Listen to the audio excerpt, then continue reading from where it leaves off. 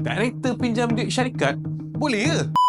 Okey guys, ni hari ni nak cerita dengan korang pasal director pinjam duit syarikat. Boleh ke tak boleh sebenarnya? Okey, biasa tak kalau korang dengar kan, kalau korang accountant, tiba-tiba bos korang kata, kau transfer je dekat akaun aku, pakai duit mana? Duit company. Kau transfer je pakai ni, duit mana? Duit company. Boleh ke tak boleh sebenarnya? Okey, bukan tak boleh, boleh. Tetapi dia ada risiko yang kita perlu ambil tahu. Kena ingat di dalam, orang kata dalam perniagaan ni, accounting kata apa tau? Kau bagi pinjam duit dekat syarikat boleh. Kau director contoh, Abu director. Abu bagi pinjam duit kat syarikat boleh. Tetapi kalau syarikat bagi pinjam duit kat Abu pula, boleh. Tetapi ada syarat. Apa syaratnya? Syarat dia, setiap duit yang dipinjamkan kepada Abu tadi akan dikenakan interest.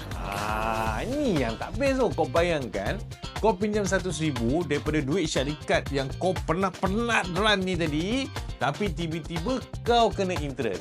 Dan macam mana pula interest tu tadi? Interest tu pula akan dijadikan sebagai other income tau. Apa pula impact other income? Kalau kau nak tahu, komen nak, nanti aku cerita. Yang paling penting, jangan lupa follow, like dan share.